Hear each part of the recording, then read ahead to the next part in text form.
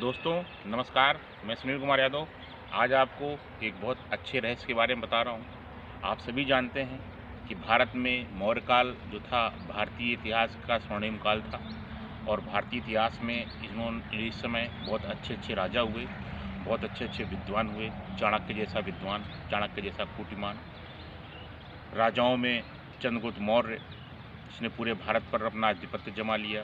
उसके बाद उसका पुत्र बिंदुसार, उसके बाद सम्राट अशोक जिसने पूरी दुनिया में बौद्ध धर्म का प्रचार और प्रसार के लिए अपना सर्वस्व झोंक दिया।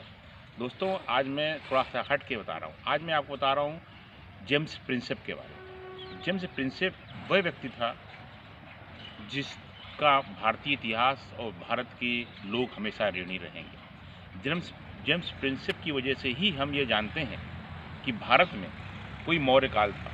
नहीं, आज से 200 साल पहले हमारे इतिहास में मौर्य काल का कोई जिक्र ही नहीं मिलता है, क्योंकि मौर्य काल के बारे में किसी को पता ही नहीं था कि मौर्य काल में इतने बड़े बड़े राजा हुए हैं। मौर्य काल में चंद्रगुप्त जैसा राजा हुआ है, मौर्य काल में अशोक जैसा राजा हुआ और बिंदुसार जैसा हुआ या चाणक्य जैसे लोग हुए हैं। ये जेम्स प्रिंसेप ही वह व्यक्ति था जिसने ये खोजा कि ये काल जो अंधकार युग था हमारा, उस बीच का कोई इतिहास नहीं मिलता था।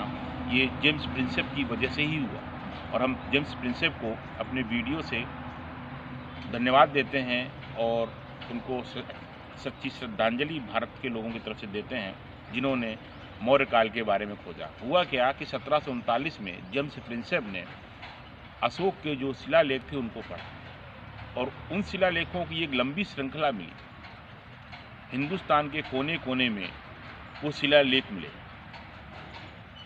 अफगानिस्तान, पाकिस्तान तक में वो शिलालेख मिले। इसके आधार पर यह पता चला कि कोई एक ऐसा राजा था हिंदुस्तान में जिसका पूरा ये क्षेत्र था जहाँ ये सीमांकन था उसका। इसके बाद जेम्स प्रिंसेप ने उनको पढ़ने के बाद पता चला कि कोई एक मौर्य काल था, उसमें सम्राट अशोक नाम का कोई एक राजा था जिसने भारत में बौद्ध धर्म का प्रचार और प्रसार किया और उसने 261 ईसा पूर्व कलिंग का युद्ध लड़ा। उसके 13वें शिलालेख में जिक्र आता है कि उसने बौद्ध धर्म को स्वीकार किया और अपने पुत्र और पुत्री को, जो महेंद्र और संघमित्रा थे, देवी के पुत्र थे, ये अशोक की पत्नी देवी से उत्पन्न हुए थे, इनको उसने बौद्ध धर्म का प्रचार प्रसार करने के लिए श्रीलंका भेजा। 1739 की वह घटना भारतीय इतिहास के लिए स्वर्णिम घटना है और जिससे हमें ये पता चलता है कि जेम्स प्रिंसेप ने मौर्य काल खोजा और जो अशोक के जो शिलालेख थे उन शिलालेखों को उसने पढ़ा और उन शिलालेखों को पढ़ने के बाद उसने ये पता किया कि इसमें मौर्य काल में जो राजा थे उनकी एक लंबी श्रृंखला थी।